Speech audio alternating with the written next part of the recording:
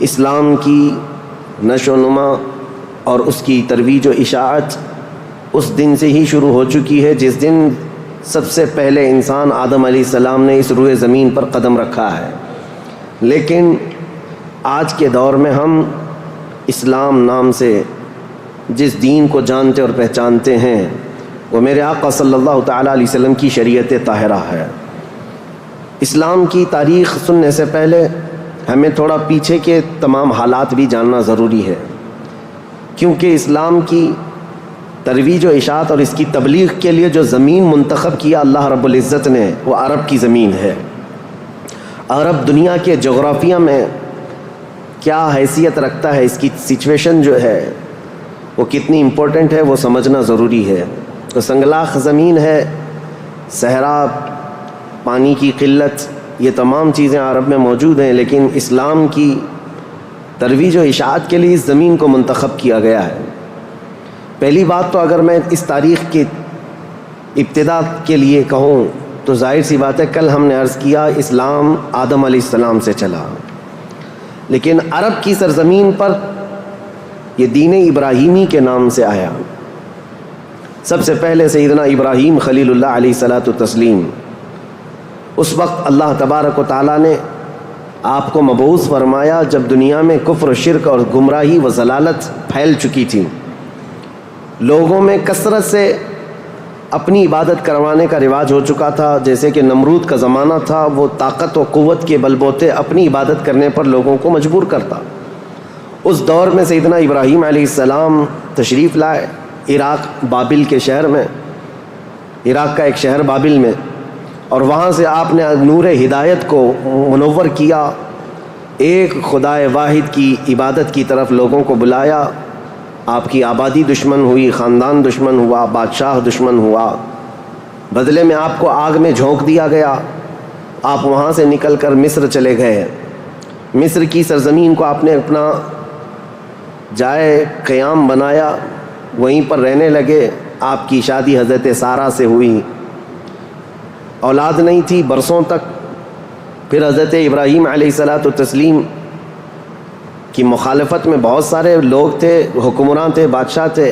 ایک وقت ایسا آیا کہ مصر کا ایک بادشاہ جو آپ کی مخالفت میں بہت زیادہ آگے تھا، لیکن اللہ تعالیٰ نے اس کے سینے کو نور ہدایت سے روشن کیا، پھر وہ آپ کی عزت و تکریم کیا۔ پھر اس بادشاہ نے اپنی بیٹی ہاجرہ کو ابراہیم علیہ السلام کے ساتھ بیاہ کر دیا۔ شروع سے میں تاریخ میں چل رہا ہوں، سب کو ذہن حاضر رکھنا ضروری ہے کہ حضرت ابراہیم علیہ السلام کو حضرت ہاجرہ دوسرے نکاح میں آئیں، یہ بادشاہ کی بیٹی تھیں، اور ہوا یہ کہ دو بیویاں ایک گھر میں رہیں، معاملات الگ ہو جاتے ہیں۔ تو جب معاملات بدلنے لگ گئے تو حضرت ہاجرہ کے گھر میں ایک بیٹا پیدا ہوا جو حضرت اسماعیل علیہ السلام ہے۔ تو حضرت ابراہیم علیہ السلام کو حکم الہی ہوا کہ اس ماں اور بیٹے کو الگ رکھا جائے اور پہلی بیوی کو الگ رکھا جائے۔ تو ابراہیم علیہ السلام حضرت سارہ کو مصر میں ہی چھوڑ دیے اور حضرت ہاجرہ اور حضرت اسماعیل علیہ السلام کو لے کر عرب کی سرزمین میں داخل ہوئے۔ یہاں سے عرب کی تاریخ شروع ہوتی ہے۔ عرب کی سرزمین کو آباد کرنے والے پہلے انسان ابراہیم علیہ السلام ہیں۔ عرب میں بھی ساری زمین کا انتخاب نہیں، عرب کا جو مرکزی علاقہ تھا وہ مکہ مکرمہ تھا۔ مکہ مکرمہ اور خانہ کعبہ جو آج جہاں پر ہے وہ دنیا کے مرکز میں واقع ہے، سینٹر میں واقع ہے۔ ابراہیم علیہ السلام وہاں تشریف لائے۔ اس وقت کوئی آبادی نہیں تھی، کسی کا گھر نہیں تھا، کوئی مکان نہیں۔ خانہ کعبہ پرانی شکل میں جو فرشتوں کا بنایا ہوا، آدم علیہ السلام کا بنایا ہوا، نوح علیہ السلام کا بنایا ہوا مٹی کی شکل میں موجود تھا۔ ابراہیم علیہ السلام وہاں پر اپنی بیوی اور اپنے بیٹے کو ایک چھوٹا سا گھر بنا کر دے دیتے ہیں، بغیر چھت کا مکان تھا۔ پھر اس کے بعد وہ وہاں سے چلے گئے، پھر دوبارہ آتے رہے جاتے رہے۔ اسماعیل علیہ السلام کی عمر جب سن بلوغت کو پہنچی تو ابراہیم علیہ السلام کو حکم ہوا کہ اس خانہ کعبہ کی تعمیر کی جائے۔ تو ابراہیم علیہ السلام نے اپنے بیٹے حضرت اسماعیل علیہ السلام کے ساتھ مل کر کے خانہ کعبہ کی تعمیر کی۔ آپ کو بانی کعبہ بھی کہا جاتا ہے۔ دو ہی باپ اور بیٹے نے مل کر پورے خانہ کعبہ کی تعمیر کی، اس کی دیواریں اونچی کی، جس کا ذکر قرآن پاک میں بھی موجود ہے۔ اس ایک پتھر پر کھڑے ہو کر کے آپ تعمیر کرتے تھے، جس کو آج مقام ابراہیم کہا جاتا ہے۔ پتھر جیسے جیسے دیواریں بلند ہو جاتا، جب آپ کے اترنے کا وقت ہوتا پتھر نیچے ہو جاتا۔ جب تعمیر مکمل ہو گئی خانہ کعبہ کی، تو پھر ابراہیم علیہ السلام نے دعا کی کہ اللہ اس آبادی کو ہری بھری کر دے، شاد و آباد کر دے، اور یہاں رہنے والوں کو ہر قسم کے پھل اور میوہ جات سے تو ان کو رزق عطا فرما۔ آپ کی دعا قبول ہوئی۔ جو بے آباد علاقہ تھا، اب سنیں تاریخ کہاں سے شروع ہو رہی ہے۔ بے آباد علاقہ، کوئی آبادی نہیں تھی۔ ایک قبیلہ آیا جو تجارت کے لیے کہیں کا سفر کر رہا تھا، چونکہ وہاں پر زمزم کا کنواں بھی تھا۔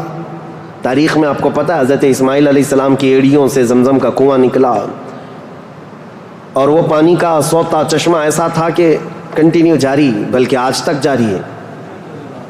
تو ایک قبیلہ وہاں سے سفر کر رہا تھا جس کو قبیلہ بنو جرہم کہا جاتا ہے۔ وہ وہاں کی خوبصورتی کو دیکھ کر، وہاں کے پانی کی فراوانی کو دیکھ کر وہیں پڑاؤ ڈال لیے اور وہیں رہ گئے، بس گئے۔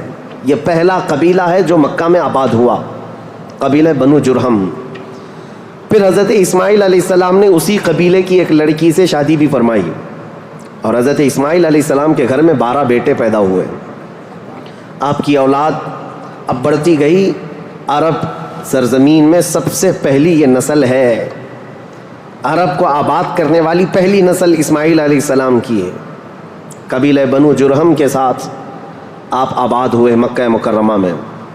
اب ان کی نسل اتنی بڑھتی گئی کہ اسماعیل علیہ السلام کے بیٹے تھے نابت، ان کے ہاتھ میں خانہ کعبہ کی تولیت آئی۔ خانہ کعبہ کی حفاظت اور اس کی ذمہ داریوں کا یہ سارا انتظام آپ کا تھا۔ چند دنوں کے بعد پھر ایسا ہوا کہ قبیلہ بنو جرہم کے لوگوں نے، جو حضرت اسماعیل علیہ السلام کے سسرال تھے، خانہ کعبہ کی تولیت پر انہوں نے قبضہ کر لیا۔ اسماعیل علیہ السلام کی اولاد نے کوئی بھی ان کے ساتھ جھگڑا نہیں کیا، کسی بھی طرح کا برا برتاؤ نہیں کیا، کیونکہ ننیہال کے تھے۔ تو کئی سالوں تک قبیلہ بنو جرہم کا خانہ کعبہ پر قبضہ باقی رہا، لیکن انہوں نے بدعنوانیاں شروع کر دیں۔ خانہ کعبہ کے پاس لوگ جو دور دور سے آتے تھے دنیا میں، حاجی، اس وقت بھی ہر سال حج ہوا کرتا تھا، ان کے ساتھ برا سلوک کرنا، ان سے چڑھاوے لینا، ان سے زیادہ مانگ کرنا، یہ سب چیزیں ہونے لگیں۔ تو پھر حضرت اسماعیل علیہ السلام کی اولاد نے دوبارہ خانہ کعبہ کی تولیت اپنے ذمے لے لی۔ تولیت کہتے ہیں ذمہ داری، جس سے متولی کہا جاتا ہے، جیسے مسجد کا متولی ہوتا ہے، تولیت اسی کو کہتے ہیں۔ خانہ کعبہ کی خدمت کی ذمہ داریاں۔ اب یہ زمانہ چلتا رہا۔ میں آپ کو پہلے یہ خاندانی معاملات بتا رہا ہوں، اس کے بعد پھر یہاں کے سیاسی حالات بھی بتاؤں، اور پھر مذہبی حالات بھی آپ کو بتاؤں، تاکہ اسلام کی تاریخ کو سمجھنے کے لیے اس کا بیک گراؤنڈ بھی سمجھنا بہت ضروری ہے، پس منظر کیا تھا یہ معلوم ہونا ضروری ہے۔ اب اسماعیل علیہ السلام کی اولاد میں عدنان ایک شخص پیدا ہوئے جو آل اسماعیل میں بہت ہی معزز انسان تھے۔ اکثر صحابہ کرام کا اور خود رسول اللہ صلی اللہ علیہ وسلم کا نسب حضرت عدنان تک پہنچتا ہے۔ وہ ہمارے آقا صلی اللہ تعالیٰ علیہ وسلم کے جد امجد بھی ہیں۔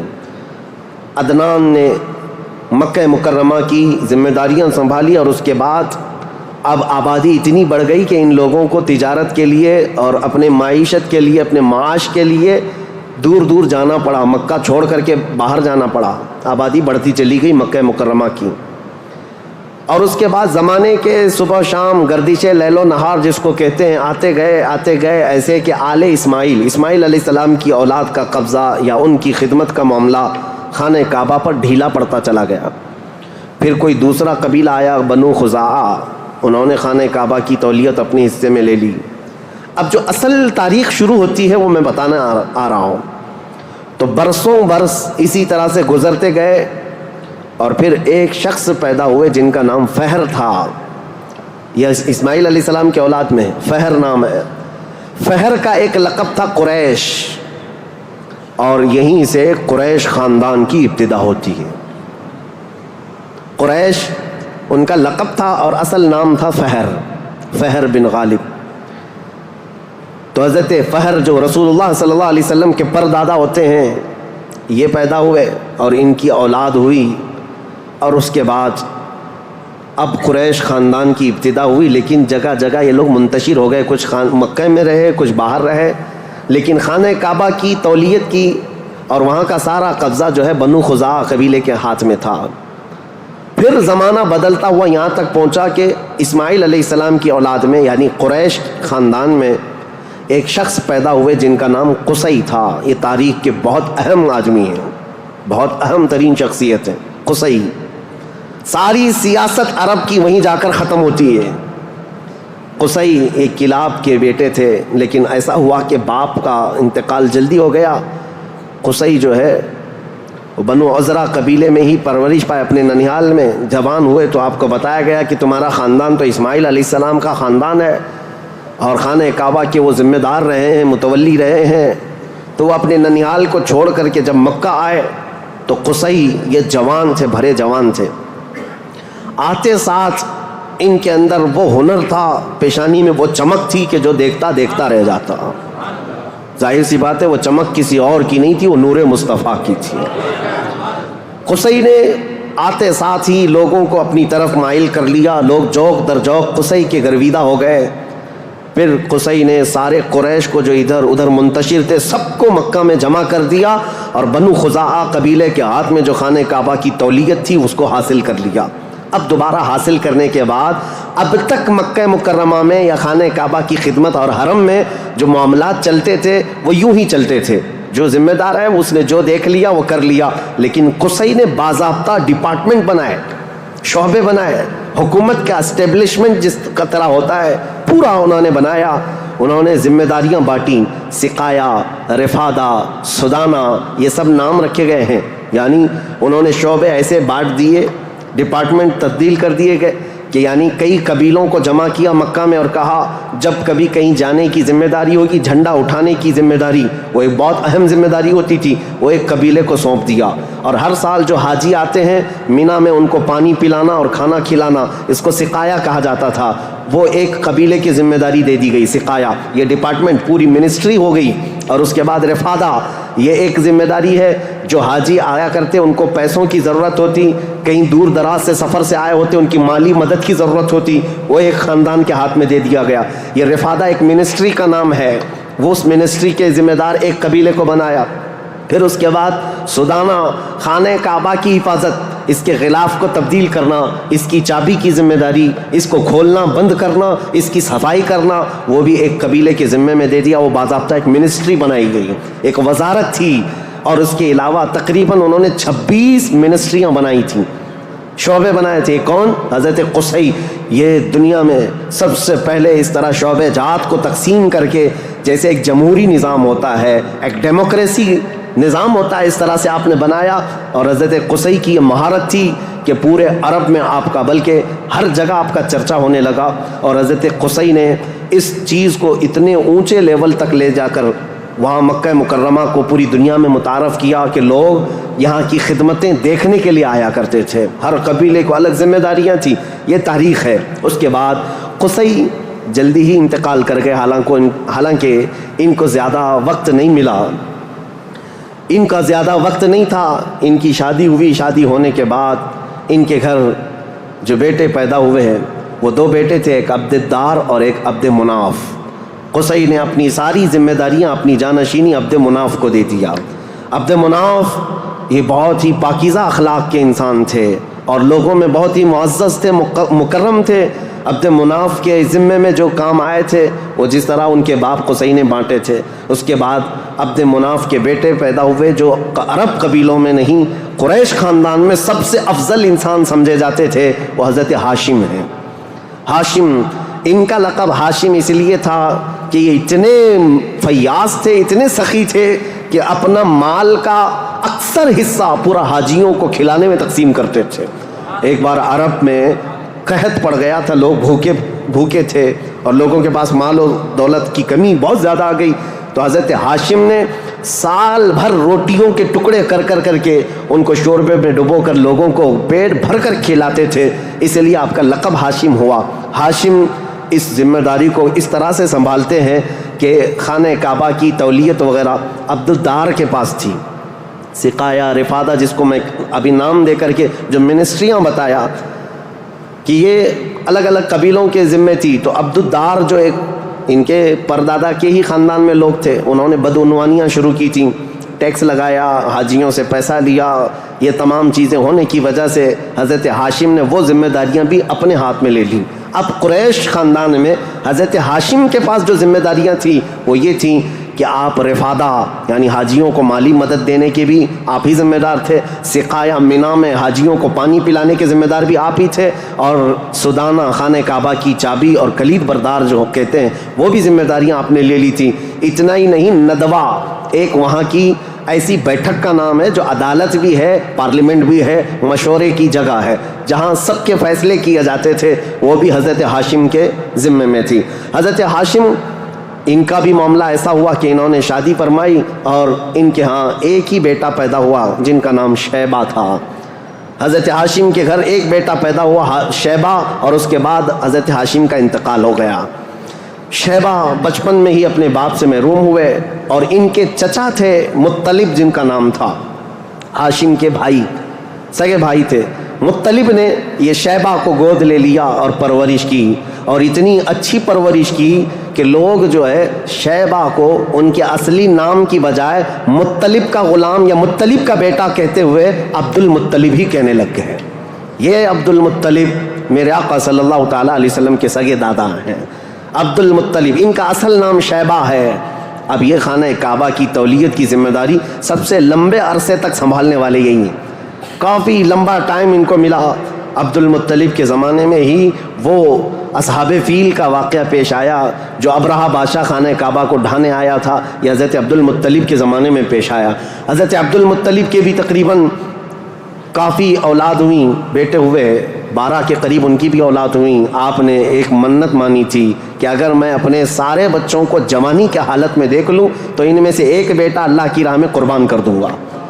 جب سارے بچے آپ کے جوان ہو گئے تو حضرت عبد المطلب خانہ کعبہ کے پاس گئے، اور اس کے بعد آپ نے قرعہ اندازی کی اپنے بیٹوں کے نام نکال کر کے کہ کس بیٹے کا نام نکلے گا جس کو قربان کیا جائے۔ تو آپ نے جب قرعہ اندازی کی تو آپ کے چھوٹے بیٹے حضرت عبداللہ کا نام نکلا، قربانی کے لیے حضرت عبداللہ کا نام نکلا۔ حضرت عبد المطلب کے وہ سب سے زیادہ محبوب تھے، نور نظر تھے۔ آپ نے سارے لوگوں سے مخاطب ہو کر کے کہا کہ اس مسئلے کو کیسے حل کریں، تو سارے لوگوں نے کہا کہ اللہ رب العزت کے معاملات اللہ کے حوالے اس کو چھوڑ دو۔ پھر آپ نے خواب میں دیکھا کہ اس کا معاملہ ایسا ہے کہ اپنے اس نور نظر محبوب بیٹے کی قربانی کی بجائے ان کی جگہ 100 اونٹ قربان کر دیے جائیں، تو 100 اونٹ قربان ہوں گے لیکن آپ کے بیٹے کی قربانی بھی مان لی جائے گی کہ آپ نے بیٹے کو بھی قربان کیا۔ آپ نے حضرت عبداللہ کی جگہ پر 100 اونٹ قربان کیے۔ اسی لیے تو میرے آقا صلی اللہ علیہ وسلم نے ایک حدیث میں فرمایا ہے، انا ابن الذبیحین، اے لوگوں میں دو ذبیحوں کا بیٹا ہوں، ایک ذبیح اسماعیل علیہ السلام ہے، دوسرے ذبیح میرے باپ عبداللہ ہیں۔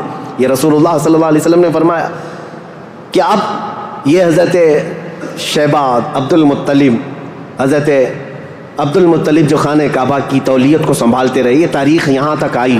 آل اسماعیل ہیں، یہ اسماعیل علیہ السلام کی اولاد۔ تاریخ کو میں نے شروع کیا تھا حضرت ابراہیم علیہ السلام سے، پھر اب حضرت عبد المطلب رضی اللہ تعالیٰ عنہ خانہ کعبہ کی تولیت سنبھالتے رہے، اور اس کے بعد اپنے سارے بیٹوں کی شادیاں کیں۔ ان میں اپنے چھوٹے بیٹے حضرت عبداللہ کی شادی آپ نے کہ ایک قبیلہ جو مدینہ طیبہ میں آباد تھا، وہب بن عبد مناف کا، ان کی بیٹی حضرت آمنہ سے کی، جو سب سے معزز قبیلے کی خاتون تھیں، پاکیزہ تھیں، طیبہ تھیں، طاہرہ تھیں۔ رسول پاک صلی اللہ تعالیٰ علیہ وسلم کے والد ماجد عبداللہ نے حضرت آمنہ سے شادی کی۔ یہ شادی بھی بڑی مشہور شادی ہوئی کیونکہ حضرت عبداللہ کو کئی عورتیں دیکھتی تھیں اور شادی کی خواہش رکھتی تھیں۔ مکہ میں کئی لوگوں نے پیغامات دیے تھے، اور اس کے بعد جب حضرت آمنہ سے انہوں نے شادی کی تو ایک خاتون ہے جو حضرت عبداللہ کی شادی کے لیے بہت کوشش میں لگی تھی، انہوں نے حضرت عبداللہ کو دیکھا اور اس کے بعد کہا، شادی کے بعد تمہاری پیشانی پر کوئی چیز چمکتی تھی وہ اب نظر نہیں آتی ہے، پہلے میں دیکھا کرتی تھی، جس پر میں گرویدہ تھی میرے عزیزوں، وہ چمک اور وہ نور کوئی اور نہیں، میرے مصطفیٰ کا نور نبوت تھا جو آدم علیہ السلام سے چلتا ہوا آیا ہے اور ان کے باپ حضرت عبداللہ تک آیا۔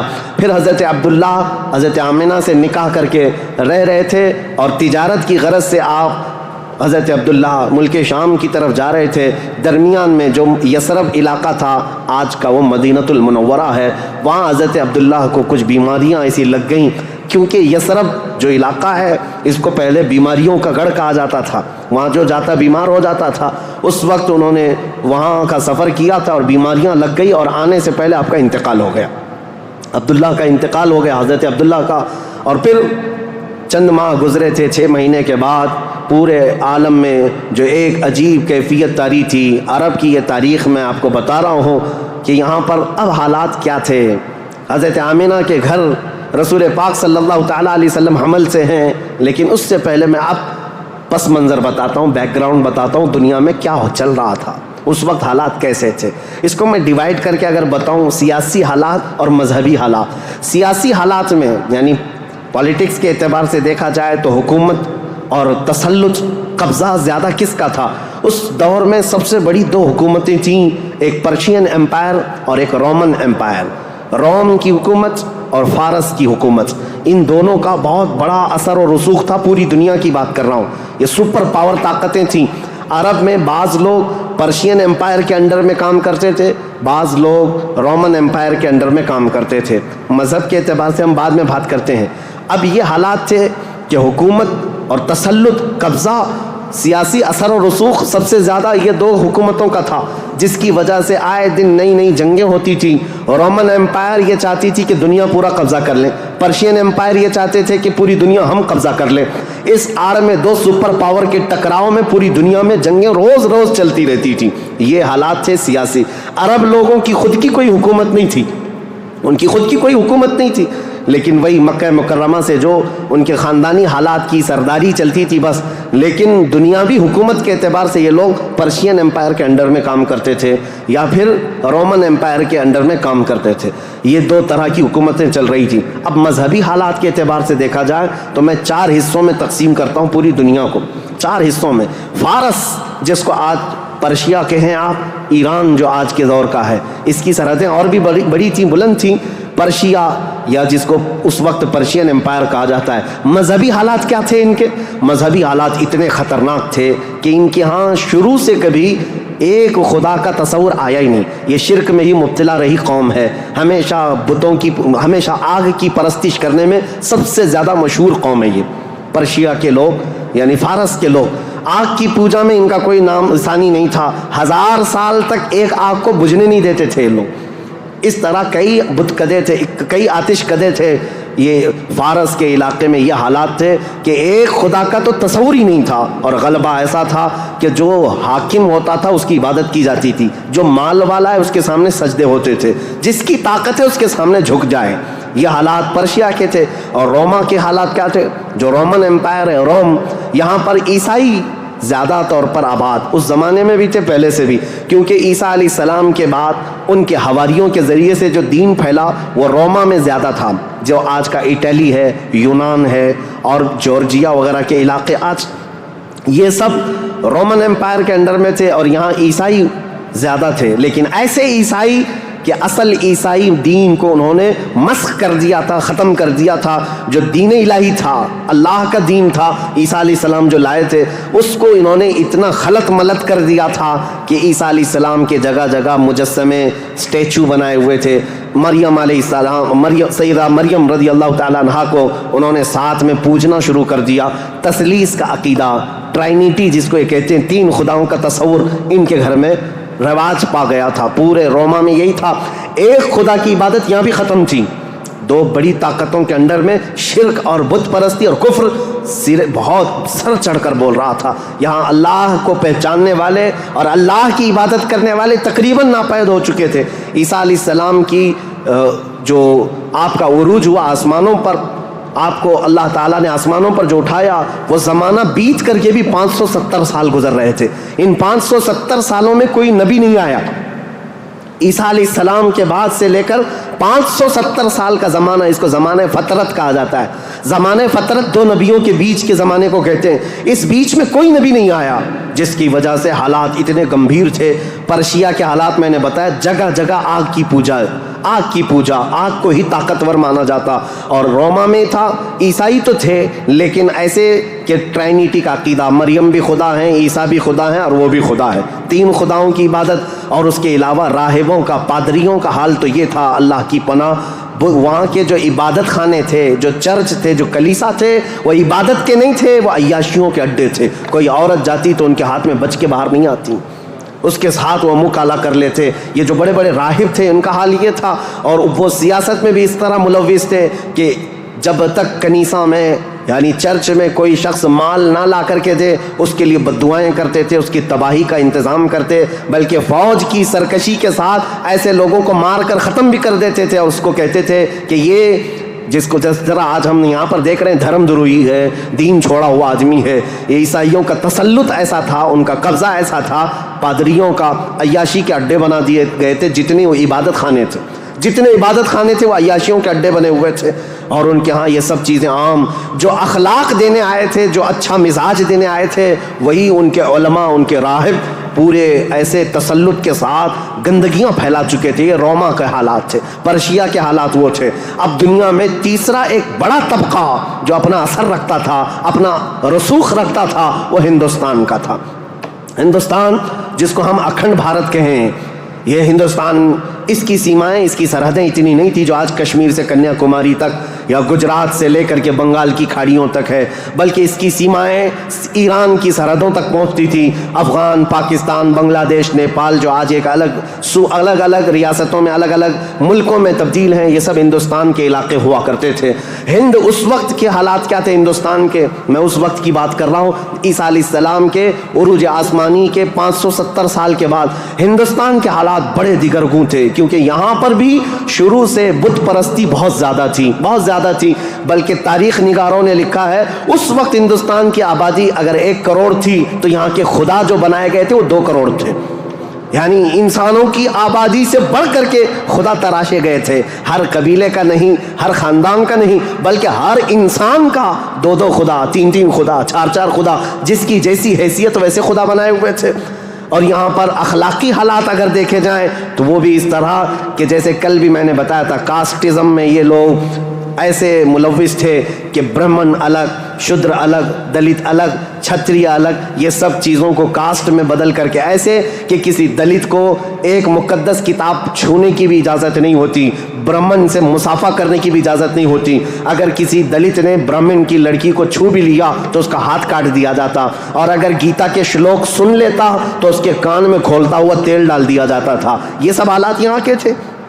یعنی اخلاقی پستی، اخلاقی گراوٹ یہاں پر بھی تھی. روما کے حالات بھی اچھے نہیں تھے، پرشیا کے حالات بھی اچھے نہیں تھے، ہندوستان کے حالات بھی. اور عورتوں کے لیے تو یہ اس قدر سخت تھے، اللہ اکبر. یہاں کسی عورت کا شوہر مر جاتا تو عورتیں ساتھ میں اپنے شوہر کی چتا کے ساتھ آگ لگا لیتی، جس کو ستی کہا جاتا تھا. ستی ایک رسم ہے، تاریخ میں آج بھی موجود ہے. بیوہ عورت کو جینے کا حق نہیں تھا.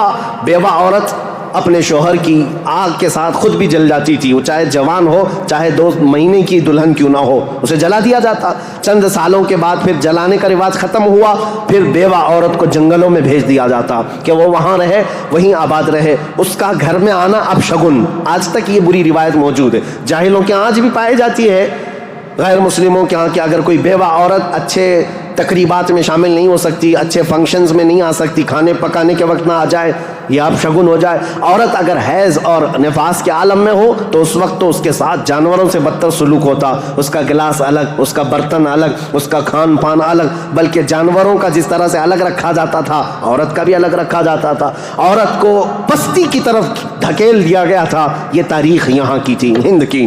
3 بڑے طبقے دنیا کے میں بتا رہا ہوں، ایک روما میں، ایک پرشیا میں، ایک ہندوستان میں. اخلاقی پستی اس قدر تھی، کفر و شرک غالب تھا.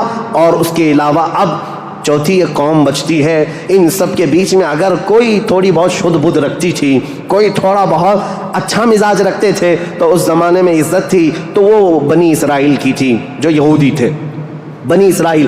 لیکن ان کے حالات ایسے تھے کہ غرور و گھمنڈ ان کو اتنا تھا کہ وہ یہ کہتے تھے کہ پوری روئے زمین پر سب سے افضل لوگ ہم ہیں, اللہ کے محبوب ہم ہیں, اللہ کے بیٹے ہم ہیں, ہم کو اللہ کبھی عذاب نہیں دے گا, کبھی اللہ ہم کو آگ نہیں دکھائے گا. یہ سب اتنا غرور تھا اپنے افضل ہونے کا کہ کوئی نبی آتے تو ان نبیوں کا قتل بھی کر دیتے. ان بنی اسرائیل نے, یہودیوں نے 10,000 کے قریب نبیوں کا قتل کیا ہے, 10,000 کے قریب نبیوں کا قتل کیا یہ بنی اسرائیل. اور اللہ کی لعنت ان پر ایسی, اللہ کا غضب ان پر ایسا, غیر المغضوب علیہم ولا الضالین پڑھتے ہیں آپ. اور قرآن پاک میں اللہ تعالیٰ نے فرمایا ہے کہ اللہ وباء بغضب من اللہ, وہ اللہ کے غضب کے ساتھ لوٹی ہوئی قوم ہے. یہودی جو تھے بنی اسرائیل, اس دور میں ان کا حال یہ تھا کہ تھوڑے بہت یہ بت پرستی تو نہیں کرتے تھے, دوسرے خداؤں کی طرف جھکتے تو نہیں تھے, لیکن سود خوری ان کی فطرت میں داخل تھی. سود اتنا کھاتے تھے کہ کسی بھی غریب کی زندگی تباہ و برباد کر دیتے. سود کا نظام سب سے زیادہ یہ یہودیوں کی طرف سے, اور آج بھی پوری دنیا کو کریڈٹ کے پلیٹ فارم پر لا کر کھڑا کرنے والی قوم کوئی اور نہیں, یہ اسرائیلی ہیں, یہ یہودی ہیں. پوری دنیا کو کریڈٹ بانٹ کر کے, ان کو قرضہ دے کر کے, ادھار دے کر کے اس پر نفع لینا, اس پر انٹرسٹ کمانا, یہ یہودی فطرت میں داخل تھا. اور یہ سود کی لعنت ان کے ساتھ آج سے نہیں پہلے سے ہے. اس کو حلال سمجھ کر کے کھاتے ہیں, اس کو ترہ امتیاز سمجھتے ہیں, اور یہ سمجھتے ہیں یہ ہماری عقل مندی ہے, ہماری دانائی ہے کہ ہم پوری دنیا کا مال اپنی طرف کھینچ لیتے ہیں. اس کو وہ اپنی عقل مندی سمجھتے ہیں, جبکہ اللہ کا غضب ہے ان کے ساتھ. یہ چوتھی قوم تھی جو برائیوں میں ملوث تھی, سود خوری میں ملوث تھی, نبیوں کا قتل, بلکہ کتابوں کو یوں پھینک دیتے, اگر ان کے مزاج کے مطابق کوئی مسئلہ نہیں ملتا تو پھینک دیتے اور کہتے یہ کتاب اللہ کی ہے نہیں. تورات کو نہیں مانتے, تلمود کو نہیں مانتے, جس کو آج اولڈ ٹیسٹمنٹ کہا جاتا ہے, یا بائبل کو نیو ٹیسٹمنٹ جو انجیل ہوا کرتی, ان کتابوں کو پھینک دیتے. ان کے مزاج کے مطابق اگر آیتیں ملتی تو ٹھیک ہے, نہیں تو پھینک دیتے. یہ چوتھی قوم تھی. اب دنیا کی یہ حالات تھے, دنیا میں یہ حالات, جہاں جہاں دیکھیں عورتوں کا استحصال یا پھر زنا, شراب نوشی, یہ سب عروج پر تھے. روما میں, پرشیا میں, ہندوستان میں, اور بنی اسرائیل یہودیوں کے درمیان. اب جو پانچویں قوم الگ بنتی ہے وہ عرب کی سرزمین پر تھی, عرب لوگ تھے. عرب جو آل اسماعیل ہیں, اسماعیل علیہ السلام کی اولاد, یہ آئے تھے اللہ تعالیٰ کے منتخب زمین پر, لیکن کثرت سے ان کے ہاں بھی برائیاں گھر کر گئی تھیں.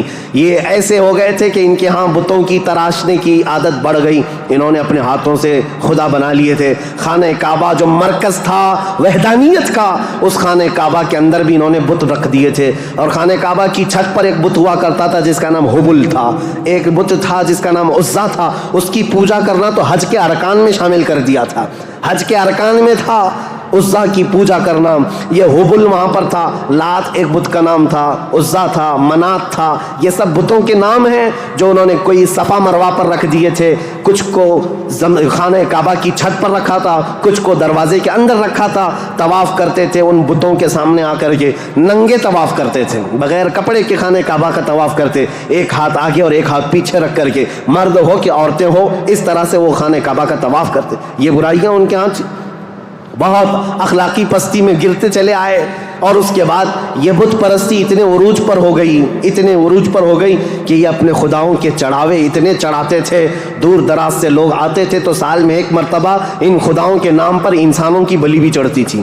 کوئی جوان منتخب کر لیا جاتا اور وہ خوشی سے تیار ہوتا, اپنی گردن اس کی رکھ دی جاتی, مینا کی وادی میں اس کو ذبح کر دیا جاتا, کاٹ کر کے اس کا خون بتوں کو لگا دیا جاتا, اور یہ کہتے کہ ہم مقرب ہو رہے ہیں, ہم مکرم ہو رہے ہیں, ہم عزت والے ہو رہے ہیں. یہ تمام چیزیں تھیں. اور اس کے علاوہ ان کے یہاں شراب بہت زیادہ عام تھی. چوری کرنے والے کچھ قبیلے خاص تھے عرب میں, اور ان کا پیشہ ہی تھا راستے پر رکنا اور جاتے آتے قافلوں کو ڈاکہ زنی کرنا اور مال لوٹنا. اور اس کے علاوہ عورتوں کے لیے ان کے ہاں بھی اچھے حالات نہیں تھے. عورتوں کو تو مشین سمجھتے تھے, شادی کا کوئی ایک سسٹم نہیں تھا. کوئی مرد چاہے تو 100 رکھ لے, کوئی 50 رکھ لے, کوئی 60 رکھ لے, نہ شادی کا کوئی سسٹم ہے, جتنی عورتیں چاہے وہ رکھ سکتا تھا. اور پھر اس کے علاوہ عورتوں کے ساتھ سارا سلوک تو تھا ہی، لیکن وہ ایسے بدبخت تھے کہ بیٹی کے پیدا ہونے پر ناک بھون سکیڑتے تھے، بلکہ کئی ایسے عرب قبیلے تھے جو بیٹی کے پیدا ہوتے ہی اس کی گردن مروڑ کر کے اس کو زندہ دفن کر دیتے تھے۔ یہ عرب کی سرزمین پر پائے جانے والی چیزیں۔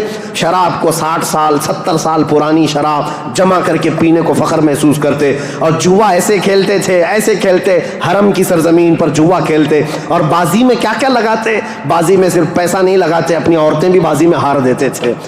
کوئی جوے میں کسی کی عورت جیت لیتا، کسی کی بیٹی جیت لیتا، کوئی کسی کی بہن جیت کر کے آتا۔ یہ قمار بازی، یہ جوا بازی اس قدر عام تھی۔ میں نے دنیا کے یہ سطحی حالات مختصر انداز میں آپ کے سامنے رکھے۔ سیاسی حالات میں اثر و رسوخ دو طاقتوں کا تھا، پرشین امپائر اور رومن امپائر۔ مذہبی حالات میں الگ الگ تھے، ہندوستان کے حالات کیا تھے، اور پرشیا کے، روما کے، اسرائیل کے۔ اسرائیل اس وقت تھا نہیں، اگرچہ بیت المقدس ان کے ہاتھ میں نہیں تھا، لیکن یہ جگہ جگہ بکھرے ہوئے لوگ تھے یہودی، ان کے حالات بھی اچھے نہیں تھے، عربوں کے حالات بھی اچھے نہیں تھے۔ یہ اس قدر کفر و شرک کے مینارے بلند تھے، اللہ کہنے والی قوم پوری دنیا میں ڈھونڈنے پر بھی کہیں نہیں تھی۔ ایک خدا کی عبادت کرنے والی مجموعی طور پر کوئی قوم آباد نہیں تھی، ایک قائد کے اندر ایک امام کے پیچھے چلنے والی قوم کہیں نہیں تھی۔ ہر ایک نے اپنے خدا بنائے، کچھ لیڈروں کی پوجا، کچھ حکمرانوں کی عبادت، کچھ جگہ پر ایسے حالات ہندوستان میں تھے کہ اپنے ہی آلہ تناسل کی پوجا کرنے، عورتوں کی شرمگاہوں کی پوجا، مردوں کی شرمگاہوں کی پوجا جو آج تک چلی آ رہی ہے۔ یہ اس قدر گرے ہوئے حالات تھے کہ چوہے سے لے کر بلی تک، بلی سے لے کر سانپ بچھو تک، کوئی خدا ہونے سے بچ نہیں سکا ان کے ہاتھوں میں، سب خدا بنا لیے۔ ان کثیر گمراہیوں کے حالات میں بتاؤ میرے عزیزو، مشیت ایزدی کو جلال آ ہی گیا، رب ذوالجلال کے رحمت میں جوش تلاطم آ ہی گیا۔ جب حالات اس قدر دیگرگو خراب تھے تو پھر رب ذوالجلال نے اس زمانے فطرت کو ختم کرتے ہوئے، عیسیٰ علیہ السلام سے جو زمانہ چل رہا تھا 570 سال گزر گئے، اللہ نے کوئی نبی نہیں بھیجا۔ حالات جب اس قدر خراب ہو گئے، رب ذوالجلال کی مشیت کو، اس کی رحمت کو جوش آیا، پھر مولا نے مکہ مکرمہ کی سرزمین کو منتخب کیا، اور پھر اللہ نے اس سرزمین کو منتخب کرتے ہوئے عظیم خاندان قریش کو منتخب کیا۔ قریش کے خاندان میں سے اللہ نے بنو ہاشم کو منتخب کیا، بنو ہاشم سے عبد المطلب اور عبداللہ کے گھر کو منتخب کیا، عبداللہ کے گھر سے بی بی آمنہ کے وطن کو منتخب کیا، اور پھر رب ذوالجلال نے تاریخ کی ان کالے اندھیروں کو ہمیشہ کو ختم کرنے کے لیے بی بی آمنہ کے وطن سے 12 ربیع الاول کو نور نبوت کو ظہور فرمایا، نور نبوت کو ظاہر فرمایا۔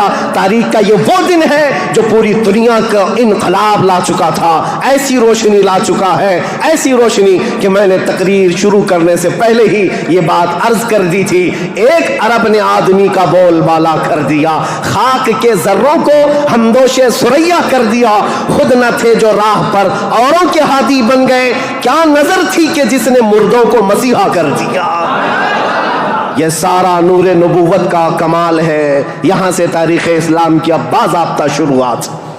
اس لیے مجھے یہ پس منظر بیان کرنا ضروری تھا، یہ بیک گراؤنڈ بتانا ضروری تھا، سیاسی حالات کیا تھے، مذہبی حالات کیا تھے۔ اب تھوڑا جغرافیائی حالات بھی میں آپ کو بتا دوں، عرب کی لوکیشن کیا ہے۔ عرب کا لوکیشن جو ہے وہ دنیا کے بیچوں بیچ واقع ہے۔ عرب ایسی جگہ پر واقع ہے، اس کا 3 حصہ سمندروں سے ملا ہوا ہے اور ایک حصہ خشکی سے ہے۔ سمندر بھی بڑے بڑے سمندر اس کو گھیرتے ہیں۔ ویسٹ کی طرف قلزم سی جس کو کہتے ہیں بحیرہ قلزم، یہ آباد ہے، اور میڈیٹرین سی جس کو بحیرہ روم کہا جاتا ہے یا بحر متوسط کہتے ہیں، یہ پورا سمندر عرب سے لگتا ہے۔ اور اس کے ایسٹ کی طرف، مشرق کی طرف ہند مہاساگر جس کو کہتے ہیں انڈین اوشین، یہ آباد ہے۔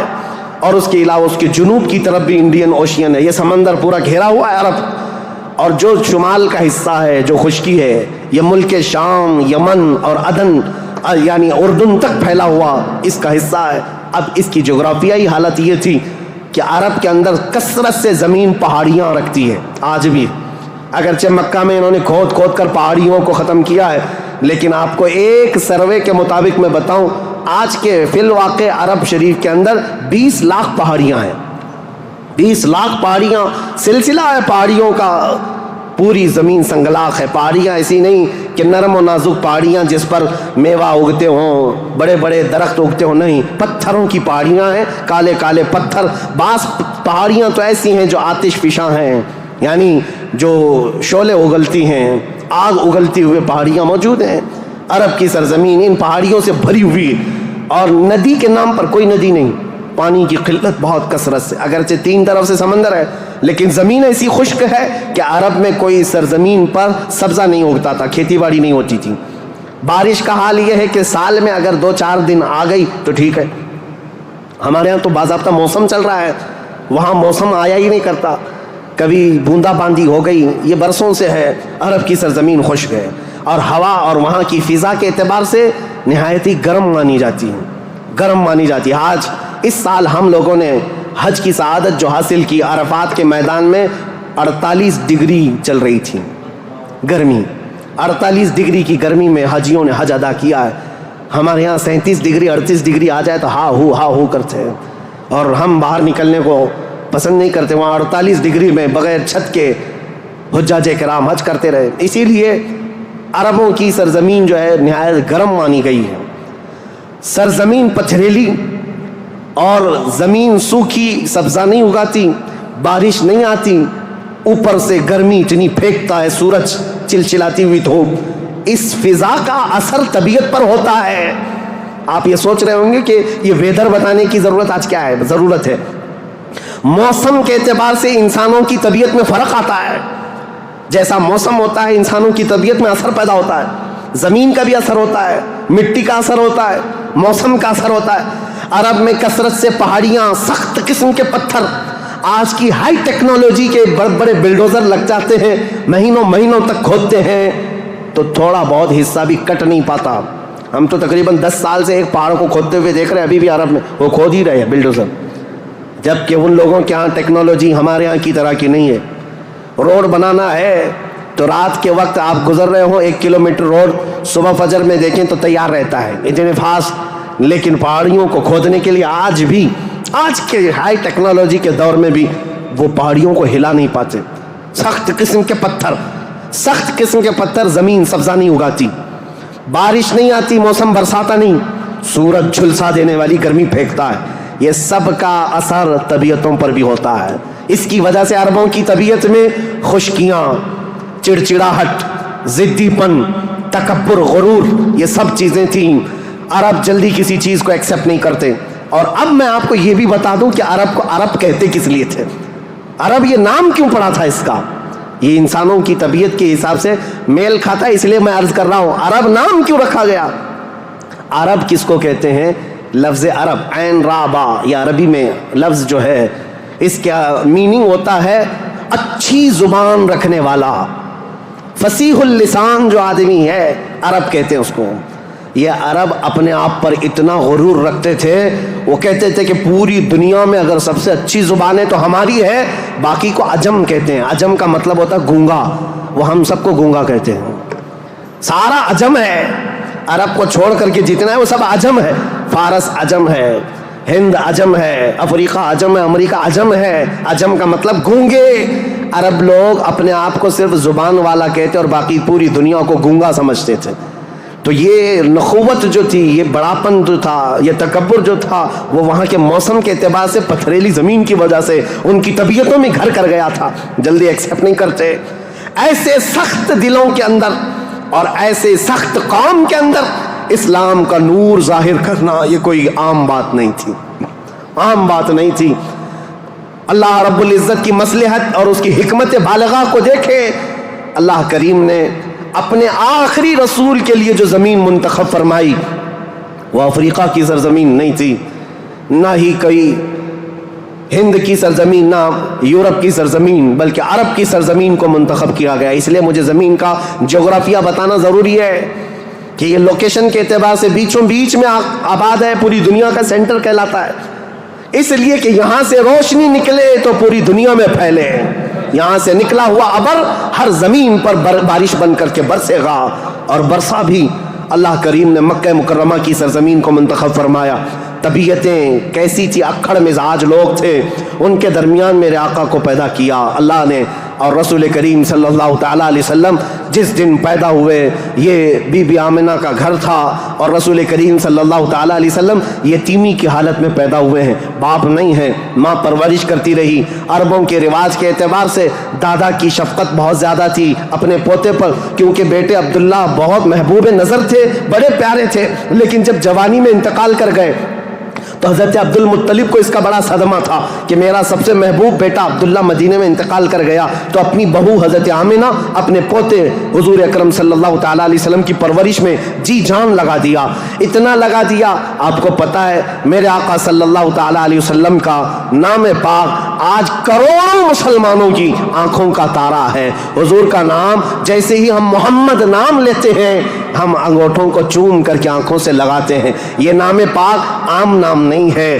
اس نام پاک کو بزرگان دین تو ایسے تھے کہ حضرت محمود غزنوی کا نام سنا ہے، ان کے خاص وزیر تھے ایاز، ایاز کے بیٹے کا نام تھا محمد۔ محمود جو ہے سلطان محمود اپنے وزیر کے بیٹے محمد کو بہت پیار کرتے تھے۔ ایک دن جو ہے آپ ایاز کے بیٹے کو محمد کہہ کر نہیں بلا رہے ہیں بلکہ کہتے اے ابن ایاز، اے ایاز کے بیٹے ادھر آ جا۔ ایاز نے سن لیا، کہا آج سلطان غضبناک ہوں گے، میرے بیٹے کا نام لے کر کے نہیں پکارا، باپ کے نام سے پکارا ہے۔ بعد میں حاضر ہو کر پوچھا سلطان میرے بیٹے سے کوئی خطا ہوئی، آپ خفا تو نہیں ہیں؟ اس کے نام سے نہ پکارتے ہوئے اس کو ابن ایاز کہہ کر پکارا۔ سلطان محمود نے کہا ایاز ایسی بات نہیں، خفا نہیں، بلکہ میں وضو کی حالت میں نہیں تھا اس لیے تیرے بیٹے کا نام محمد ہے، میں بغیر وضو کے کبھی اس کا نام بھی نہیں پکارتا۔ اور علامہ عبد الرحمن جامی فرماتے ہیں ہزار بار بشویم دہن ز مشک و گلاب ہنوز نامے تو گفتن کمال بے ادبیس۔ یا رسول اللہ ہزار بار میں اپنے منہ کو گلاب کے پانی سے، مشک و عنبر کے پانی سے دھو لوں، اس کے بعد بھی آپ کا نام پکارنا میں بے ادبی سمجھتا ہوں۔ یہ علامہ عبد الرحمن جامی۔ میں بات کیوں کہہ رہا ہوں حضور کے نام کی؟ یہ محمد نام کسی اور نے نہیں، حضرت عبد المطلب نے رکھا تھا۔ آپ کے دادا، آپ کے جد امجد جیسی حضور کی پیدائش ہوئی تھی گھر دوڑے دوڑے آئے تھے بی بی آمنہ کے، اور فوراً اٹھا کر کے گودی میں لے لیا اور خانہ کعبہ کے پاس آئے اور خانہ کعبہ کے سامنے ہاتھ پھیلاتے ہوئے اللہ کی بارگاہ میں عرض کرنے لگے اللہم ھذا ابنی سمیتہ محمدا، اے اللہ دیکھ یہ میرا بیٹا ہے اور میں نے اس کا نام محمد رکھا ہے۔ عرب کے بہت سارے لوگ وہاں موجود تھے، یہ نیا نام تھا ان کے لیے۔ عرب میں جو نام رکھے جاتے ہیں وہ باپ داداؤں کے نام پر چلتے ہیں، وہاں پر نئے نام نہیں رکھتے، خاندانوں کے اپنے خود پرسنل نام چلتے رہتے ہیں، پرٹیکولر نام ہوتے ہیں، وہی نام رکھے جاتے ہیں۔ حضرت عبد المطلب نے نیا نام رکھا تھا تو عرب کے بہت سارے قبیلے آئے اور پوچھا یا عبد المطلب لما سمیتک ابنی ابنک ھذا محمدا، اے عبد المطلب آپ نے لما سمیت ھذا محمدا، کیوں آپ نے اس کا نام محمد رکھا ہے؟ تو حضرت عبد المطلب مسکرائے اور کہا تمہیں پتہ ہے محمد کا نام کا مطلب کیا ہے، محمد کی میننگ کیا ہے؟ کہا محمد کہتے کسے ہیں؟ محمد اس کو کہتے ہیں جس کی سارے لوگ تعریف کریں، سب سے زیادہ جس کی تعریف کی جائے اس کو محمد کہا جاتا ہے۔ حضرت عبد المطلب نے کہا میں نے اپنے اس بیٹے کا نام محمد اس لیے رکھا ہے کہ جب بھی کوئی نام لے تو نہ چاہتے ہوئے بھی میرے بیٹے کی تعریف ہو ہی جائے۔ آج میرے آقا کی شان میں کسی کو گستاخی کرنا بھی ہو، میرے آقا کا نام محمد لیتا ہے تو پہلے حضور کی تعریف کر ہی رہتا ہے، وہ کر کے ہی رہتا ہے۔ عزیزان گرامی وقار، حضور اکرم صلی اللہ تعالیٰ علیہ وسلم کو حضرت عبد المطلب نے بڑی شفقت دی۔ عرب کے مشہور قانون اور وہاں کے دستور کے مطابق کہ عرب لوگ اپنے بچوں کی حفاظت کے لیے، یعنی ان کی زبان کی حفاظت کے لیے دیہاتوں میں بھیجتے تھے کہ ان کی زبان محفوظ رہے۔ شہروں کی زبان جو ہے مکس ہو جاتی ہے، جیسے ممبئی کی زبان، اس کا کوئی عطا پتہ نہیں ہے، اس میں یو پی بھی ملا ہوا ہے اور راجستھان بھی ہے، گجراتی بھی ہے، کرناٹکی بھی ہے، سب ملا کر کے مکس ہو گئی کیونکہ ہر جگہ کے لوگ یہاں پر موجود ہیں۔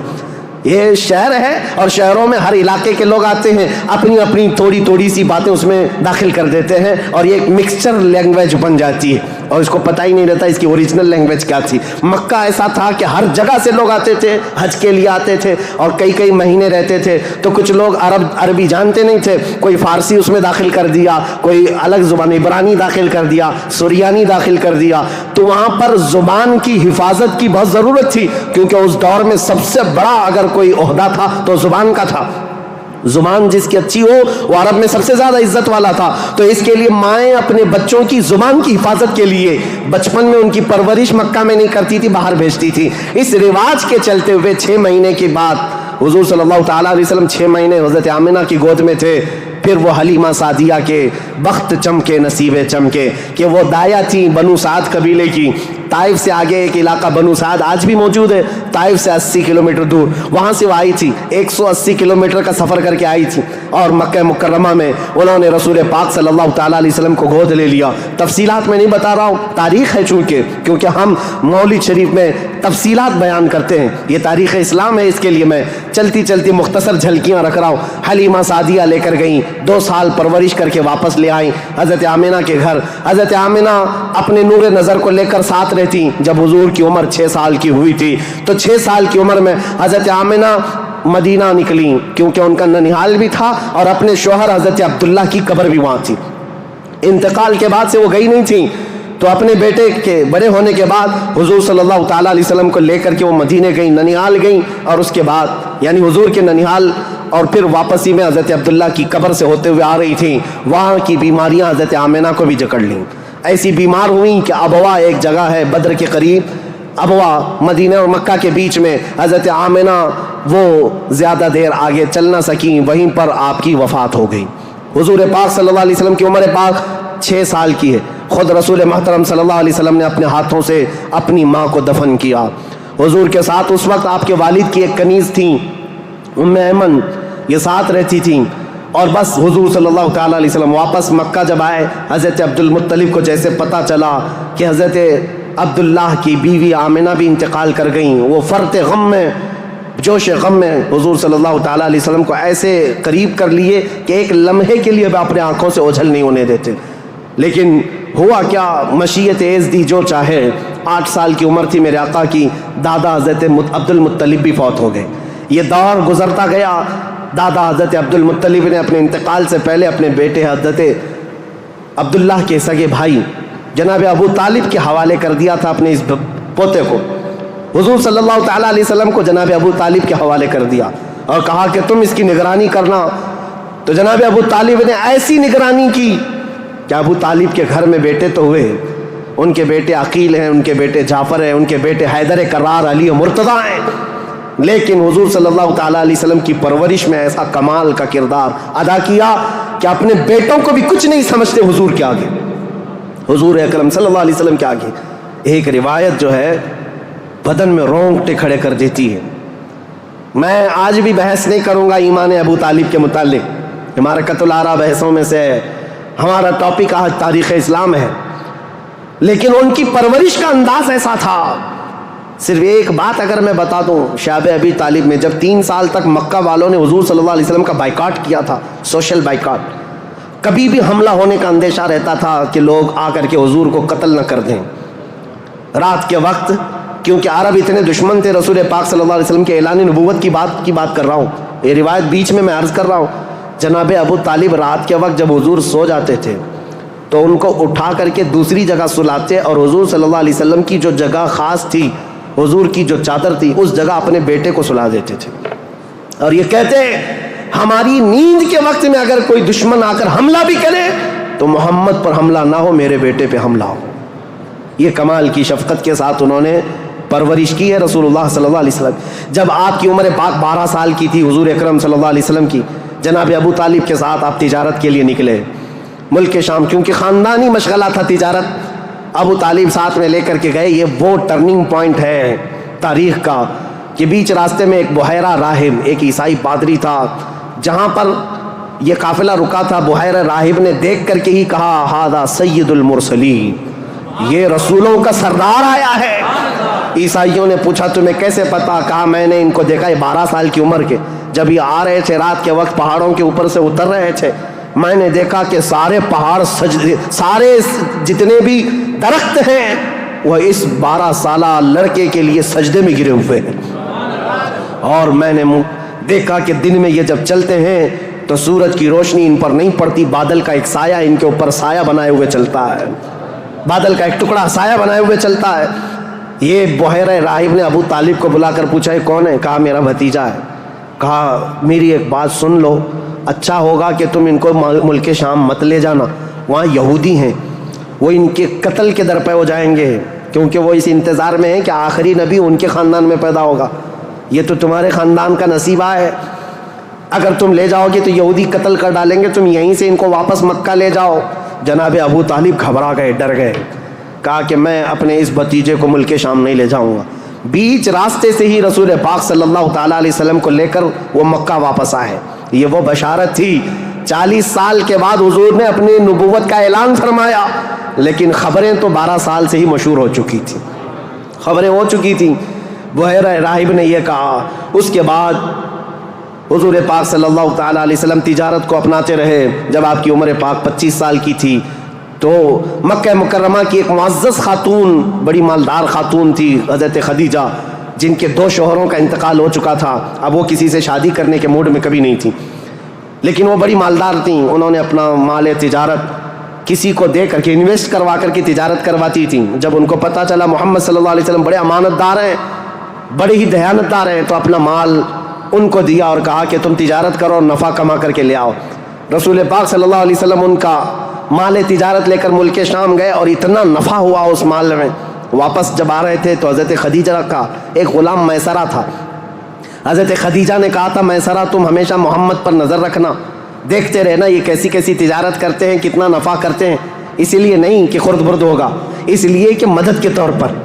جب یہ قافلہ واپس مکہ آ رہا تھا، اب پھر ٹرننگ پوائنٹ ہے یہاں پر، حضرت خدیجہ اپنے گھر کے بالا خانے پر بیٹھ کر کے اپنا نفع شدہ قافلہ جو مکہ میں داخل ہو رہا ہے اس کو دیکھنے کے لیے بیٹھی ہوئی تھی۔ بڑا گھر تھا، بڑا محل تھا۔ جب وہ اوپر سے نظارہ کر رہی تھی، وہیں سے دیکھ کر کے وہ گرویدہ ہو گئی کہ اتنی دور سے دیکھ رہی تھی، قافلہ صاف نظر نہیں آ رہا تھا، لیکن چہرہ محمد سب سے زیادہ چمکتا ہوا نظر آ رہا ہے۔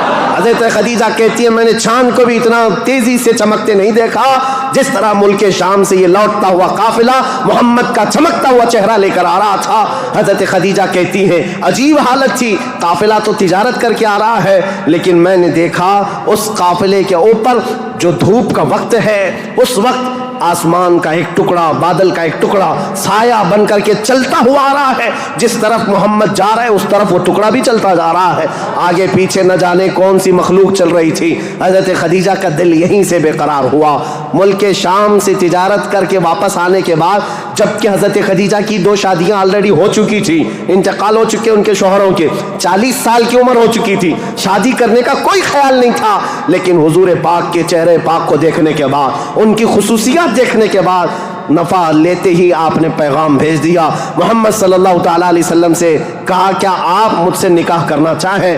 وہ روح محمد صلی اللہ تعالیٰ علیہ وسلم کی گرویدہ خاتون، ان کا پیغام پہنچتے ہی رسول پاک صلی اللہ تعالیٰ علیہ وسلم نے خود سے قبول نہیں کیا، اپنے چچاؤں اور پھوپھیوں کے درمیان اس مسئلے کو رکھا۔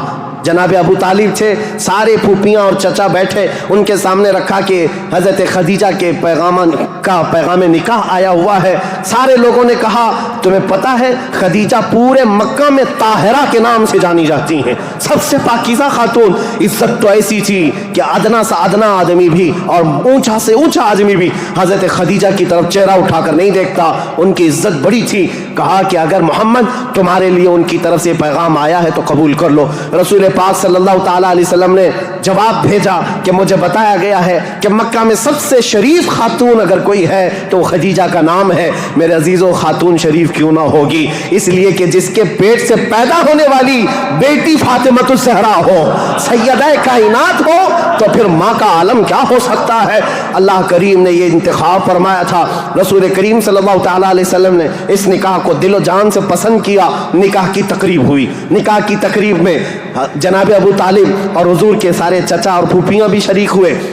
خطبہ نکاح کا خطبہ جناب ابو طالب نے پڑھا تھا، وہ خطبہ آج بھی موجود ہے جو میرے آقا صلی اللہ تعالیٰ علیہ وسلم کے پہلے نکاح میں خطبہ ہوا تھا۔ اس خطبے کے بعد نکاح مقرر ہونے کے بعد رسول کریم صلی اللہ تعالیٰ علیہ وسلم کی یہ شریک حیات، یہ رفیق حیات، یہ محبوب رب العالمین سیدہ خدیجہ حضور کی ایسی وفا شعار خاتون بن کر کے رہی کہ اللہ کی قسم آج بھی پوری روئے زمین پر جو میرے آقا کی اولاد سادات کے نام سے جانی جاتی ہیں وہ کہیں اور نہیں، وہ خدیجہ کی پیٹ سے پیدا ہونے والی اولاد ہے۔ حضرت خدیجہ کے بطن سے میرے آقا کی 6 اولاد ہوئیں، 3 بیٹے اور 3 بیٹیاں، رسول کریم صلی اللہ تعالیٰ علیہ وسلم کی 6 اولاد کی ماں حضرت خدیجہ ہے۔ یہ بڑی الفت و محبت کی زندگی گزری ہے میرے آقا صلی اللہ علیہ وسلم کی، لیکن جب میرے آقا کی عمر پاک 50 سال کی ہوئی اور حضرت خدیجہ کی عمر اس وقت تقریباً آپ اندازہ کر سکتے ہیں 25 سال زیادہ تھی، 75 سال کی خاتون تھی۔ 75 سال کی خاتون، اللہ اکبر، 75 سال کی خاتون کس کو کہتے ہیں؟ عمر کا وہ پڑاؤ جس میں بوڑھا اپنے اعضاء سے مجبور ہو جاتا ہے اور اس کے پٹھے جواب دے جاتے ہیں، چلنا پھرنا دوبھر ہو جاتا ہے۔ لیکن قسم خدا کی جب میں یہ روایت پڑھتا ہوں کہ جب رسول کریم صلی اللہ تعالیٰ علیہ وسلم 3000 فٹ اونچی پہاڑی غار ہرا میں جا کر عبادت کرتے تھے، کبھی 2 دن تک نہیں آتے تھے، تو 75 سال کی یہ خاتون دن میں 2 مرتبہ پہاڑی پر جاتی تھی کھانا لے کر کے اور اترتی تھی۔ آج میں بتاؤں ہم جیسوں کی جوانی میں ایک مرتبہ پہاڑ پر چڑھ کر کے آ جائیں، 8 دن تک پٹھے درد کرتے ہیں، پیر درد کرتے ہیں۔ میں سمجھ نہیں پاتا وہ خدیجۃ الکبریٰ کی وفا شعاری کو دن میں 2 مرتبہ اپنے نبی پاک اپنے رفیق حیات کے لیے اوپر جاتی تھی، نیچے آتی تھی۔ کبھی رسول اللہ پہاڑ سے اتر رہے ہوتے، حضرت خدیجہ گھر کے باہر آ کر کھڑی ہوتی، کڑی دھوپ ہوتی، سورج کی تمازت ہوتی، لوگ چلتے پھرتے کہتے خدیجہ اپنے شوہر کا انتظار کر رہی ہو؟ کہتی ہاں میرے شوہر پہاڑ سے اتر رہے ہیں، غار ہرا سے آ رہے ہیں۔ اس وقت لوگ کہتے خدیجہ اندر چھاؤں میں بیٹھو، انتظار کرو، ان کے آنے میں کافی وقت ہے۔ خدیجہ کہتی میرا دل گوارا نہیں کرتا میرا شوہر دھوپ میں اتر رہا ہو اور ان کی عورت چھاؤں میں بیٹھی رہے، جب تک وہ دھوپ میں اترتے رہیں گے میں دھوپ میں کھڑی رہوں گی۔ یہ وفا شعاری ایسی تھی، آپ کو پتا ہے سب سے پہلی وہی قرآن کی جو غار ہرا میں آئی ہے، جبرائیل امین لے کر کے آئے ہیں۔ اسلام کی تاریخ میں اگر یہ نہ بتائیں تو ابتدا ہی نہ ہوگی، کیونکہ رسول اللہ صلی اللہ تعالیٰ علیہ وسلم جب 40 سال کی عمر میں تھے، غار ہرا میں جا کر عبادت کرتے، جبرائیل امین آئے قرآن کی آیتیں لے کر اور حضور سے کہا اقرا، حضور نے کہا ما انا بقاری، میں نہیں پڑھوں گا۔ وہ کہتے تھے پڑھو، حضور کہتے میں نہیں پڑھوں گا، سینے سے سینہ لگا کر دبوچتے تھے۔ 3 مرتبہ ہوا، 4تھی مرتبہ کہا اقرا بسم ربک الذی خلق، پڑھو اس رب کے نام سے جس نے پیدا کیا ہے۔ رسول محترم صلی اللہ تعالیٰ علیہ وسلم نے پڑھنا شروع کیا اور پھر آیتیں سب سے پہلے جو آئی ہیں، اسلام کی ابتدا نور الہی کا ظہور ہے، نور الہی کا نزول ہے، اللہ کا کلام اتر رہا ہے پہاڑ پر، پہاڑ کی چوٹیوں پر، جس کو آج بھی جبل نور کہا جاتا ہے، نور کی پہاڑی، جہاں نور اترا، نور کا پہاڑ ہے، اور کس پر اترا؟ جس پر اترا وہ نور علی نور ہے۔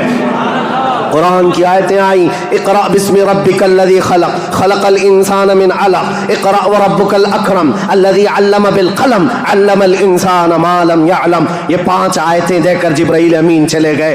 رسول پاک صلی اللہ تعالیٰ علیہ وسلم پر جو وحی آئی تھی اس کا اثر ایسا تھا، سخت ٹھنڈیوں کے دن تھے، موٹے موٹے پسینے کے بون پیشانی سے نکلتے تھے۔ جب رسول پاک تشریف لائے، پہلا واقعہ دیکھا تھا حضور نے، پہلا واقعہ تھا جبرائیل امین اس طرح آیتیں لے کر آئے۔ یہ آیتیں اترنا آسان بات نہیں، قرآن خود کہتا ہے، میرا مولا فرماتا ہے اگر ہم یہ پہاڑوں پر اتار دیتے پہاڑ ریزہ ریزہ ہو جاتے، ٹکڑے ٹکڑے ہو جاتے، لیکن قلب مصطفیٰ نے اس کا بوجھ اٹھا لیا ہے۔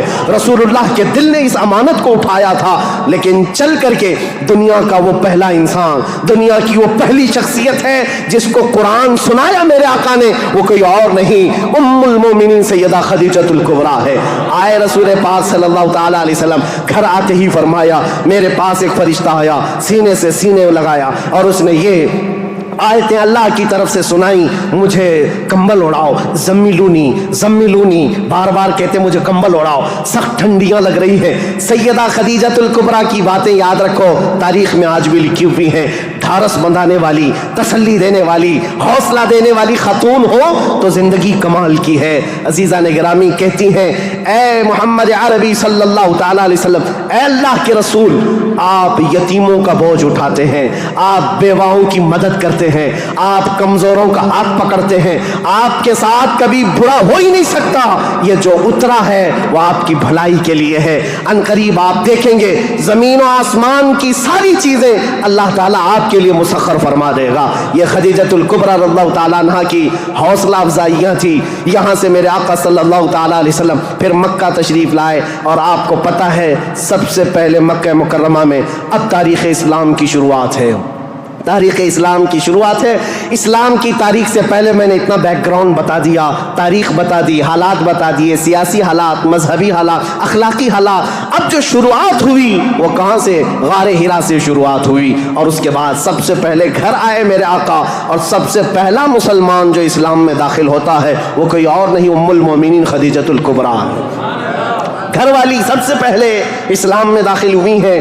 روایتوں کی تطبیق کے اعتبار سے الگ الگ مفسرین محدثین نے بیان کیے، سب سے پہلے اسلام لانے والوں میں صدیق اکبر بھی ہیں، مولا کائنات بھی ہیں، اور حضرت خدیجہ بھی ہیں، حضرت زید بھی ہیں، حضرت بلال بھی ہیں۔ سب کی کیٹیگری کے حساب سے ان کو اول درجے میں رکھا گیا۔ عورتوں میں سب سے پہلے حضرت خدیجہ، بچوں میں مولا کائنات۔ بہرحال سب سے پہلا جو اسلام شروع ہو رہا ہے وہ حضرت خدیجہ خود کے گھر سے رسول اللہ نے شروع فرمایا، اور اس کے بعد پھر مکہ والوں کو جمع فرمایا۔ مکہ کے سارے لوگ حضور کی بڑی عزت کرتے تھے، لوگ اپنی امانتیں حضور کے پاس رکھتے۔ آپ کا لقب تھا امین اور صادق، لوگ آپ کو امین کہہ کر پکارتے یا صادق کہہ کر پکارتے۔ اپنے مشوروں میں حضور کو دیکھتے تھے تو خوشیوں سے پھولے نہیں سماتے تھے۔ وہ کہتے کہ اگر محمد کسی مجلس میں بیٹھ جائے تو اللہ کی رحمت ہی رحمت ہے۔ اس وقت بھی عرب حضور صلی اللہ علیہ وسلم کا بڑا احترام کرتے، بڑی عزت کرتے۔ اس دن حضور نے جیسی دعوت دی پورا مکہ ٹوٹ پڑا، سب آ گئے۔ حضور نے سب سے پہلے ان سے سوال کیا، اے مکہ والو، اگر میں یہ کہوں اس پہاڑ کے پیچھے ایک فوج ہے جو تم پر حملہ کرنا چاہتی ہے تو تم کیا کہو گے اس بات پر؟ سارے لوگوں نے ایک آواز میں جواب دیا، اے محمد، آج تک آپ نے کبھی جھوٹ نہیں کہا ہے، اگر آپ یہ کہیں گے تو ہم صرف یقین ہی نہیں کریں گے بلکہ ہم تو اس فوج سے لڑنے کی تیاری بھی کریں گے۔ اتنا ہمیں یقین ہے آپ کی بات پر کہ ہم اس فوج سے لڑنے کی بھی تیاری کریں گے جس کے بارے میں آپ کہہ رہے ہیں پہاڑ کے پیچھے فوج ہے۔ رسول کریم صلی اللہ تعالیٰ علیہ وسلم نے فرمایا، تم جب میرے بارے میں اتنا یقین کا اعتقاد رکھتے ہو تو سنو، اب میں یہ نہیں کہنا چاہ رہا کہ اس پہاڑ کے پیچھے فوج ہے جو تم پر حملہ کرنا چاہتی ہے، بلکہ اب میں یہ کہتا ہوں، سنو غور سے، کہ میں اللہ کا نبی ہوں، آخری رسول ہوں، اور دین اسلام لے کر کے آیا ہوں۔ اللہ ایک ہے، اللہ کے علاوہ کسی کی عبادت نہیں کی جائے گی، کوئی خدا نہیں ہے سوائے اللہ کے۔ یہ پہلا جبل ابو قبیس کے قریب فاران کی چوٹیاں پہاڑی کے پاس میرے آقا نے صفا مروہ کے دامن میں مکہ والوں کو جمع کیا تھا۔ پہلی آواز میرے آقا کی زبان سے گونجی تھی، لا الہ الا اللہ محمد رسول اللہ۔ اب لوگوں کو دیکھنے کا وقت تھا۔ ظاہر سی بات ہے، میں نے عرب کی طبیعت پہلے سے بتائی، اکھڑ مزاج، سخت مزاج، نخوت بھرا ہوا، کبر تکبر بھرا ہوا، کب وہ ایکسپٹ کرتے؟ سارے لوگ ایک دوسرے کا منہ دیکھنے لگے۔ کہا کیا ہم حبل کو جو کعبے کے اوپر بیٹھا ہوا خدا ہے اس کو اتار دیں گے؟ صفا مروہ پر جو ہمارے خدا ہیں ان کو چھوڑ دیں گے؟ خانہ کعبہ کے اندر دروازے کے اندر جو خدا ہے ان کو چھوڑ دیں گے؟ چاہے زمزم پر جو خدا بیٹھا ہے اس کو چھوڑ دیں گے؟ سب پیچھے میں گوئیاں شروع ہو گئی، بغلیں جھانکنے لگے، اور اسی اسنا میں غصے میں آ کر آپ کا سگا چچا ابو لہب کھڑا ہوا، کہا تبن لک یا محمد لہذا جمعتا، اے محمد کیا اس لیے تم نے ہم کو جمع کیا؟ برا ہو تمہارا، تمہارے ہاتھ ٹوٹ جائیں۔ یہ پہلا جملہ تھا جو ناز قلب مصطفیٰ کریم صلی اللہ تعالیٰ علیہ وسلم کے نازنین قلب پر اترا۔ اس وقت تک کسی نے برا جملہ آپ کے لیے استعمال نہیں کیا تھا۔ پہلا برا جملہ استعمال کرنے والا ابو لہب تھا۔ نبی کریم صلی اللہ تعالیٰ علیہ وسلم کے خاطر پر، آپ کے قلب اقدس پر بوجھ گزرا، بار ہوا، تکلیف ہوئی۔ اللہ تعالیٰ نے پھر آیتیں اتاری، تبت یدا ابی لہب و تب، اے رسول آپ کے نہیں، ابو لہب کے ہاتھ ٹوٹ جائیں، اس کا مال اسے کوئی فائدہ نہ دے۔ اللہ کریم دفاع کرتا رہا، ڈیفنس کرتا رہا۔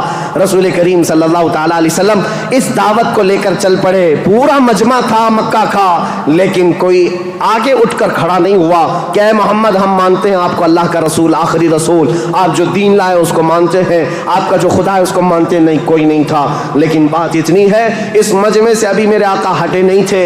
9 سال کا ایک بچہ حضور کے قریب آیا، پتلی پتلی ٹانگیں تھی، آنکھوں میں آشوب تھا، آنکھیں رس رہی تھیں، لال ہو چکی تھی، آیا اور قریب آ کر کہا، اے محمد عربی صلی اللہ علیہ وسلم، میں آپ کو اللہ کا حقیقی رسول تسلیم کرتا ہوں، آپ کا دین میں ایکسپٹ کرتا ہوں، خدا واحد کی میں عبادت کرتا ہوں۔ حضور اکرم صلی اللہ علیہ وسلم نے اس 9 سال کے بچے کو سینے سے لگایا اور دعا کی، مولا اس بچے کی ٹانگوں میں، اس کے بازوؤں میں تو طاقت عطا فرما اور اس کو دین کا عظیم سپاہی بنا۔ میرے آقا کی یہ دعا تھی۔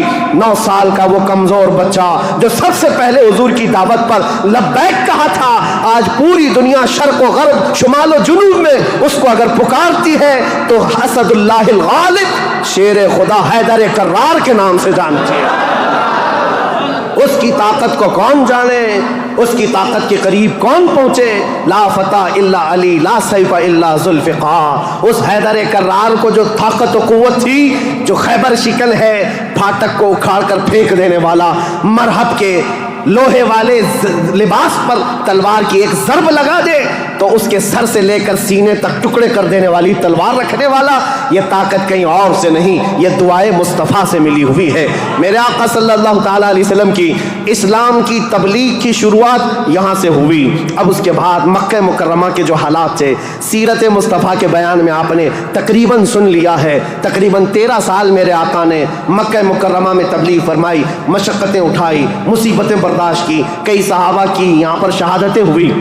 یہاں پر حضرت سمیہ کا قتل ہوا ہے، حضرت عمار بن یاسر کو یہاں پر مارا گیا، حضرت یاسر کو جلایا گیا، اور یہاں پر حضرت خبیب بن عدی، حضرت زید بن دسنا، حضرت خباب بن عرت، ان کے مسلے کیے گئے تھے، کان کاٹے گئے، ناک کاٹے گئے، ان کی زبانیں کاٹی گئی، ان کے ہاتھ پیر کاٹے گئے اور ان کو پھانسی پر چڑھایا گیا۔ یہ ساری تکلیفیں میرے آقا نے برداشت فرمائیں۔ 13 سال تک بلال حبشی کو تو پیروں میں رسی ڈال کر کے مکہ والے کھینچتے تھے، بدماش لڑکے پورے مکہ کی گلیوں میں گھماتے۔ ان کا آقا جو امیہ تھا وہ آپ کے سینے پر گرم سل رکھتا، گرم ریت پر آپ کو سلایا جاتا۔ آج کی زمین پر آج بھی آپ مکہ میں جائیں، دوپہر کے وقت آگے 1 منٹ آپ بغیر چپل کے کھڑے ہو کر کے دکھا دیں، اللہ کی پناہ آپ کے پیروں میں چھالے نہ آئیں تو بات کرنا، آپ کے پیروں میں آبلے نہ پڑ جائیں تو مجھ سے کہنا۔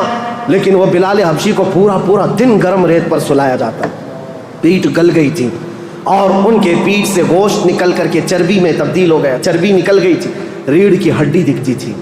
یہ حضرت بلال کے ساتھ ہوئے۔ یہ باتیں اس لیے میں عرض کر رہا ہوں، ان ظالموں کو آج صرف حضور کی جنگیں نظر آتی ہیں۔ حضور پاک کے ساتھ مکہ والوں نے جو دہشت گردی کی تھی، جو آتنک مچایا تھا، وہ کیوں نہیں بیان کرتے؟ 13 سال تک تلوار نہیں اٹھائی، نہ تلوار اٹھانے کا حکم دیا، 13 سال برداشت کیے، سوشل بائیکاٹ بھی برداشت کیا، حضور نے پتے کھائے، چمڑے ابال کر کھائے، سب برداشت کیا، پھر ہجرت بھی کیا، اپنا وطن بھی چھوڑا، اب مدینہ طیبہ تشریف لے گئے۔ اب یہاں سے اسلامی حکومت کی اسٹیبلشمنٹ ہوتی ہے، بنیاد رکھی جاتی ہے، اور میرے دین کی بنیاد جہاں رکھی گئی وہ بہت بڑا کروڑوں کا بنایا ہوا پارلیمنٹ نہیں تھا، وہ کھجور کے چھالوں سے، کھجور کے پھڑ سے بنایا ہوا چھپر کا ایک چھوٹا سا گھرانہ جس کو مسجد نبوی کہا جاتا ہے، یہ مسلمانوں کا مرکز تھا، یہ پارلیمنٹ تھا میرے آقا کے۔ یہاں سے اسلام کی حکومت کا آغاز ہوتا ہے، یعنی اسٹیبلشمنٹ جو ہوئی۔ اب یہاں سے رسول اللہ صلی اللہ علیہ وسلم نے باضابطہ بادشاہوں کو اسلام کی تبلیغ دی، لوگ جوک در جوک اسلام لاتے رہے، اور اس کے بعد اسلامی فتوحات بھی ہوئیں، غزوات ہوئے، جنگیں ہوئیں۔ نبی کریم صلی اللہ تعالیٰ علیہ وسلم کا یہ جو مدنی دور ہے حضور کا، یہ بڑے سنہرے ابواب میں لکھا گیا۔ وہ ہجرت کا 8واں سال تھا۔ انشاءاللہ العزیز کل میں حضور اکرم صلی اللہ علیہ وسلم کے مدنی دور کے آخری حالات اور پھر حکومت کا جو اسٹیبلشمنٹ ہے اور اس کے بعد خلافت کا آغاز، جو خلافت کی تاریخ ہے، کیسے خلافت قائم ہوئی، کس طرح سے خلافت کے لیے معاملات آئے، انشاءاللہ تاریخ اسلام کی آگے کی اور بنیادیں آپ کے سامنے رکھیں گے۔ اور پھر میں آخر میں یہی کہوں گا، میرے آقا کا میں نے ذکر کیا ہے، ہماری ہمت اب جواب دے رہی ہے، پسینے آ گئے، تھک گئے ہیں، سن کر کے ہو سکتا ہے کوئی نہ تھکے، بول کر کے میں نہ تھکتا ہوں، لیکن بات طبیعتوں کی تقاضے کی ہے۔ حضور کا ذکر ایسا ہے، میرے آقا کا ذکر ایسا ہے، جس پر کل میں نے جو شعر کہا تھا وہی آج کہتا ہوں، جو کچھ بیاں ہوا وہ آغاز باب تھا، یہ قصہ لطیف ابھی ناتمام ہے، لیکن رضا نے ختم سخن اس پہ کر دیا، خالق کا بندہ خلق کا آقا کہوں تجھے، وآخر